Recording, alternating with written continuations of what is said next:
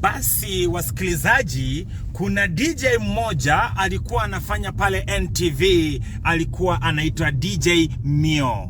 Djmoh alikuwa anafanya kipindi cha gospel, na Djmoh peke yake aliweza kuua gospel music Kenya. Tantam. Djmoh alikula kondoo wa Mungu. Waulize wasanii wote wa kike Kenya.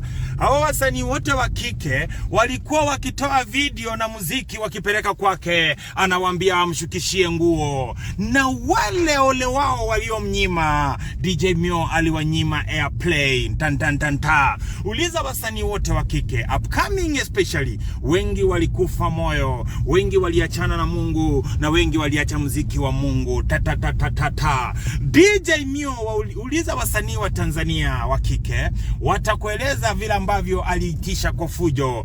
Ukiuliza wasanii wote wa Kenya, I'm just speechless in this video. Just in the comment section tell me what do you think about this video, guys, because on my side I'm just confused and confused indeed. What Ringtone has said, is it true? How do you think? Let me know in the comment section. Bye bye. Please subscribe for more.